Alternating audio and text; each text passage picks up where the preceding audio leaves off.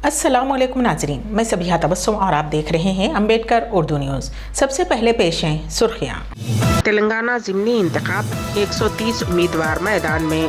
फाखा कशी से मुतासरा ममालिक में हिंदुस्तान का 107वां मुकाम। तेलंगाना के वजीर KTR का मोदी हुकूमत पर तंज। डॉक्टर APJ अब्दुल कलाम को यौम पैदाइश पर वजीर आज़म का खिराज। और हिंदुस्तानी ख़वातीन टीम ने तारीख रकम कर दी, जीत लिया एशिया कप। और अब खबरों की तफसील। ज़िले नलगुंडे के हल्का असम्बली मुनगोड़ में पर्चे नामजदगियों के अदखाल का अमल कल इख्तिताम को पहुंचा। कल आखिरी एक ही दिन में 74 उम्मीदवारों ने पर्चे नामजदगी दाखिल किया है। निस्फ शब तक नामजदगियों के इदखाल का अमल जारी रहा। इस ज़िमनी इंतखाब में जुमला 130 उम्मीदवारों ने पर्चे नामजदगी दाखिल किए हैं। नामजदगी के पर्चे दाखिल करने वालों में अहम सियासी जमातों BJP, TRS, कांग्रेस के अलावा दीगर उम्मीदवारों, डंडी लिफ्ट इरिगेशन के मुतासरीन, अवामी तंजीमों के कायदीन और उस्मानिया यूनिवर्सिटी के तलबा भी शामिल हैं। हैदराबाद के महकमे मौसमियात के मरकज़ ने ऐलान किया है कि तेलंगाना के चंद अजला में आज हफ्ते को गरज चमक के साथ तेज़ बारिश का इम्कान है। आदिलाबाद, निज़ामाबाद, जयशंकर, भोपालपल्ली, मुलुगु, भद्राद्री, कोत्तागुड़म, महबूबाबाद, वरंगल, जनगांव, यदाद्री, भोंगी, रंगारेड्डी, हैदराबाद, मेड्चल, मलकाजगिरी, विकाराबाद, संगारेड्डी, मेदक, कामारेड्डी, महबूबनगर और नारायणपेट अजला में मूसलाधार बारिश होगी। महकमे मौसमियात ने उन अजला के लिए येलो वार्निंग जारी की है। रियासती वजीर इंफॉर्मेशन टेक्नोलॉजी के तारक रामाराव ने कहा है कि ग्लोबल हंगर इंडेक्स में हिंदुस्तान का दर्जा 101 से 107 हो गया है। सोशल मीडिया के अहम प्लेटफॉर्म ट्विटर पर सरगर्म तारक रामाराव, जो रियासत के हुक्मरान जमात TRS के कारगुजार सदर भी हैं, ने तंजिया अंदाज में NDA हुकूमत को NPA हुकूमत से ताबीर करते हुए कहा कि ये एक और दिन NPA हुकूमत का एक और शानदार कारनामा है। उन्होंने कहा कि नाकामियों को कबूल करने के बजाय यकीनी तौर पर BJP के जोकर्स इस रिपोर्ट को मुखालिफ मुल्क करार देकर मुस्तरद कर देंगे।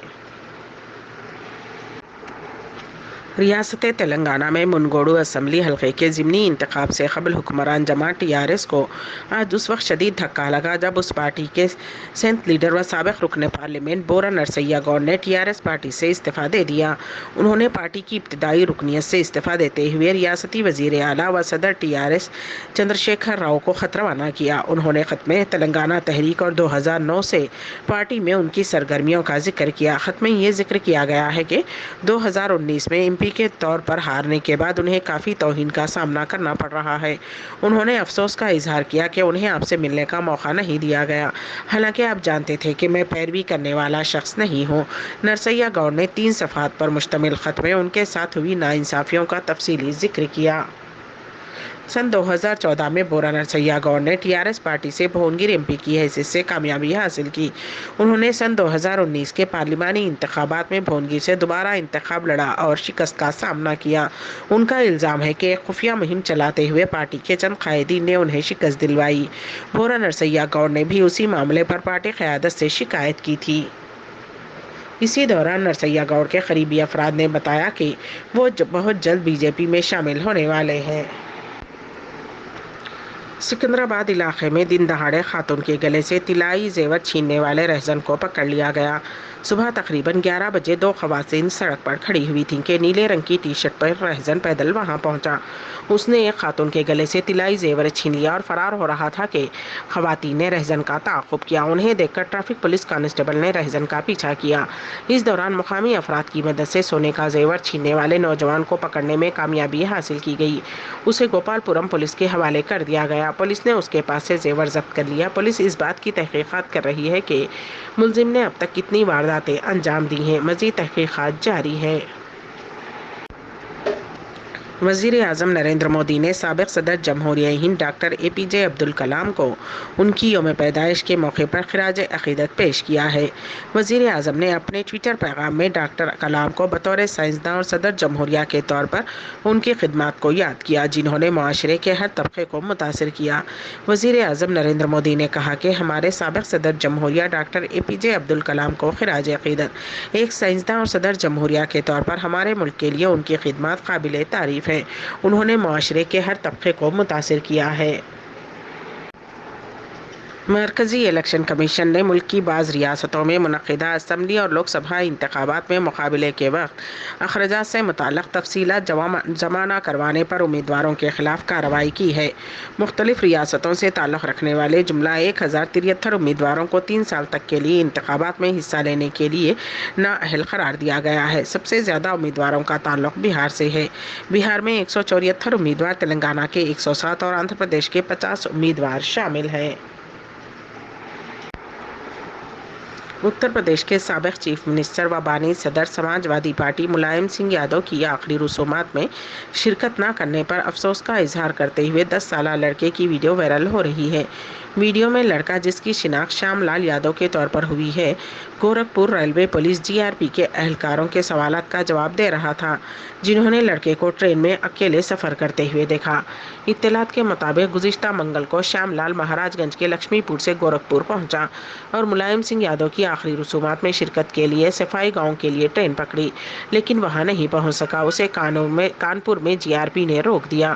اس کے والد شیو کمار یادو کو چہارشنبے کی رات GRP سے فون آیا کہ ان کا بیٹا کانپور میں پایا گیا ہے اور GRP کے پاس محفوظ ہے۔ پولیس اہلکار نے مجھے بتایا کہ میرا بیٹا ان کے پاس محفوظ ہے اور مجھ سے اسے واپس لے جانے کو کہا، جس پر وہ کانپور گئے اور جمعہ کی صبح اپنے بیٹے کے ساتھ واپس آئے۔ انہوں نے کہا کہ جب سماج وادی پارٹی اکھلیش یادو کو اس واقعے کی خبر ملی تو انہوں نے مہاراج گنج میں پارٹی لیڈروں کو بلایا اور ان سے کہا کہ وہ 10 سالہ بچے کو صفائی لے آئیں تاکہ وہ ملائم سنگھ کو خراج عقیدت پیش کر سکے۔ ملائم سنگھ کا طویل علالت کے بعد پیر کو گروگرام کے ایک خانگی ہاسپٹل میں انتقال ہو گیا۔ ان کی آخری رسومات منگل کو ادا کی گئیں۔ سپریم کورٹ نے دہلی یونیورسٹی کے سابق پروفیسر GN سائی بابا کو بری کرنے کے بامبے ہائی کورٹ کے فیصلے پر پابندی لگا دی ہے۔ سائی بابا پر مبینہ طور پر ماؤ نوازوں سے روابط رکھنے اور ان کی مدد کرنے کا الزام ہے۔ واضح رہے کہ دہلی یونیورسٹی کے پروفیسر سائی بابا کو کل بامبے کورٹ نے باعزت بری کرنے کا فیصلہ سنایا تھا۔ واضح رہے کہ انہیں 5 سال قبل ماؤ نوازوں سے روابط کے ایک کیس میں گرفتار کیا گیا تھا۔ کل ممبئی ہائی کورٹ کی ناگپور بینچ نے اس معاملے میں پروفیسر سائی بابا کو بری کرنے کے احکامات جاری کیے تھے اور انہیں فوری طور پر جیل سے رہا کرنے کا حکم بھی دیا گیا تھا۔ ہندوستانی خواتین کی ٹیم نے تاریخ رقم کرتے ہوئے 7ویں مرتبہ ایشیا کپ کرکٹ کے فائنل میں کامیابی حاصل کی۔ آج کھیلے گئے T20 ایشیا کپ 2022 کے فائنل میچ میں ہندوستانی ٹیم نے گیند بازی اور بلے بازی دونوں ہی میں شاندار صلاحیتوں کا مظاہرہ کیا۔ ہندوستانی گیند بازوں نے سری لنکائی ٹیم کو 20 اوور میں محض 65 رن بنانے دیے اور پھر 9ویں اوور میں ہی جیت کے لیے متعین ہدف کو حاصل کر لیا۔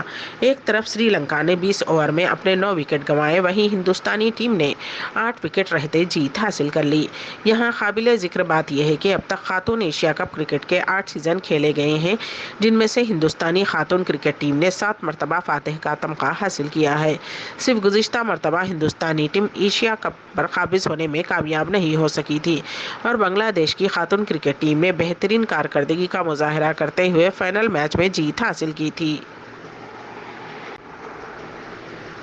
کورونا کے اعداد و شمار سے اندازہ ہو رہا ہے کہ یہ وبا سعودی عرب میں آہستہ آہستہ پھر سے اپنے پر پھیلانے لگی ہے۔ سعودی وزارت صحت کا کہنا ہے کہ مملکت کے مختلف رینجز میں جمعہ کے روز کورونا وائرس کے مزید 165 کیسز کی تصدیق ہوئی ہے۔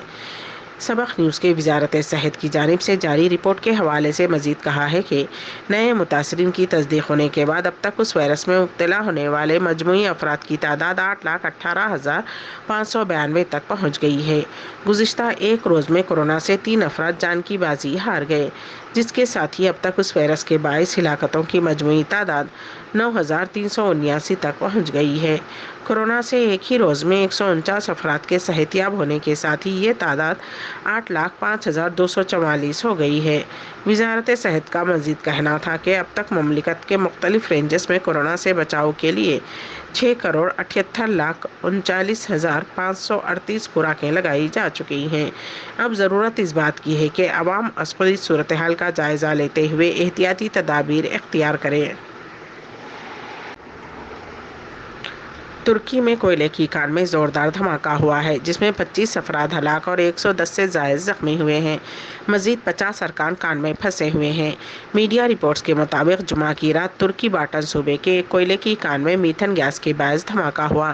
حکام نے بتایا کہ 25 افراد ہلاک ہوئے ہیں۔ بتایا گیا ہے کہ 11 افراد کو بحفاظت کان سے باہر نکال لیا گیا اور انہیں ہاسپٹل لے جایا گیا۔ تقریباً 50 مزدور کان میں 300 سے 350 میٹر کے فاصلے پر پھنس گئے ہیں۔ انہیں نکالنے کی کوشش کی جا رہی ہے۔ ریسکیو آپریشن میں حصہ لینے والے سلیمان سویلو نے کہا کہ انہیں جلد از جلد بچا لیا جائے گا۔ بہت سے لوگوں کو پہلے ہی باہر لایا جا چکا ہے۔ ترکی کے وزیر صحت فرحتین کوکا نے ٹویٹ کیا کہ زخمیوں میں سے 8 کی حالت تشویشناک ہے۔ ترکی کے شہر سوما میں 2014 میں کوئلے کی کان میں ہونے والے حادثے میں 301 مزدور ہلاک ہوئے تھے۔ پاکستان کے صوبے پنجاب کے ملتان میں نشتر ہاسپٹل کے مردہ خانے میں 200 کی قریب نعشیں سڑ گئی ہیں۔ چند نعشیں ہاسپٹل کی چھت پر بھی پائی گئیں جس سے اس علاقے میں سنسنی پیدا ہو گئی۔ صوبے پنجاب کے چیف منسٹر کے مشیر طارق زمان گجر نے ہاسپٹل کی چھت پر برہنہ طور پر پڑی نعشوں کی شکایت ملنے کے بعد مردہ خانے گئے اور مسخ شدہ نعشیں دیکھیں۔